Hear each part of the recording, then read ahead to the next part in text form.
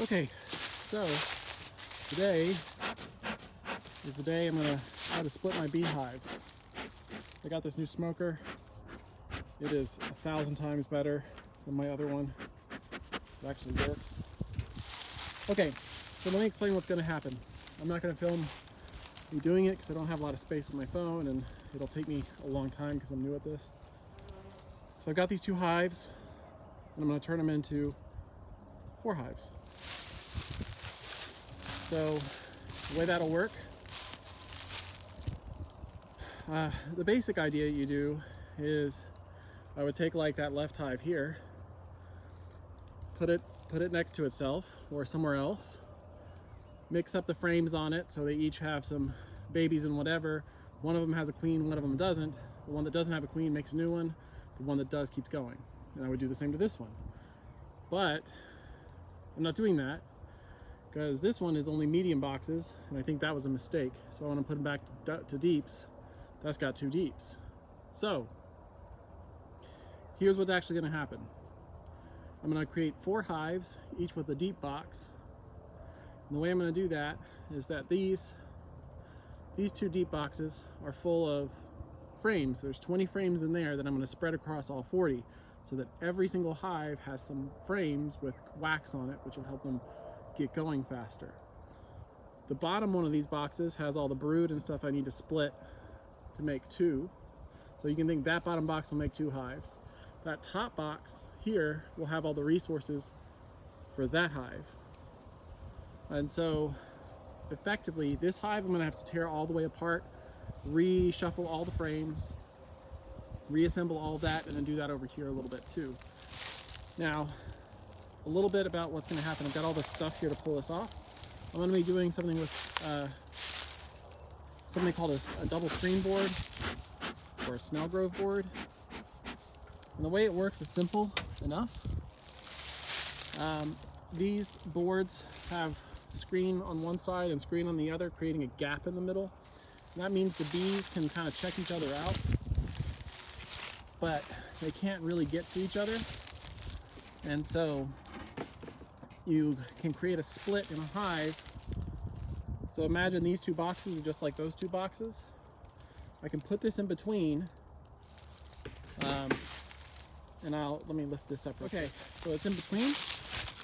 And so what happens is the bees down here keep doing their thing like normal. The bees that are up here making a queen think, oh no, I don't have a queen, because they can't smell the queen down there because of the double screen board.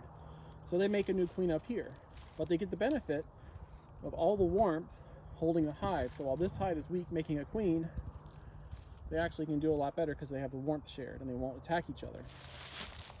So for a while you can think of it as I'm stacking 2 colonies on one, and then after a month when this queen's hatched and mated, I pull this off onto its own complete thing. So once I've got everything kind of taken apart, I will rebuild boxes with like basically 5 frames of stuff in it, you know, 2 or 3 are brood, couple of food, and then a mixture of wax and these new ones in every single hive. So they've all got basically the same start. 2 will have queens, 2 will not. That's the process. Never done this before. Some things that I'll be curious about. So it's end of March. This is about the time so hives want to get ready to swarm if they don't have enough room. That shouldn't be a problem with mine, but you never know. So why that's important is if these hives have decided they want to swarm and they're swarm cells, I can use those to make new queens immediately. And I hope if I get them, it's from this hive, because this hive has a nicer temperament than this hive does. So if there are swarm cells in here, I will try to reuse them in the new splits to get a queen within days as opposed to in a whole nother month. So that's the process. I'm going to tear this one down first, get it all set up, split, reassemble, and then take all the parts and do the same thing over here. So when I'm done, there will be basically 2 hives for the next month while the queens sort themselves out and then they get put on their brand new homes. So wish me luck. This will be a bit of an ordeal for me. Okay, quick update. Might get stung doing this. The set of hives on the right have been split. They're a lot weaker than I thought, so they didn't get as many resources as I'd like to give. That's the box that was the one on top.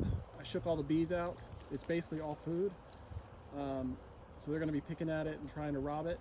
So those are the ones I'm going to use over here too to fill out more frames. So it's time to do that one. All right, I'm all done. It went pretty smooth. I get a little messed up with that last one about the queen and finding her and how am I going to keep her safe. I forgot I bought queen cages, so I could have just put her in that if I found her. Instead, since both medium boxes were very full of brood, I just split them, and the queen's in one of them, and I hope she's in the bottom one. I went through the entire top box and she wasn't there, so unless she got in while I was busy. But what you can kind of see is just how busy the bees are now that I've riled everything up. Oh, they found me. But anyway, splits are done.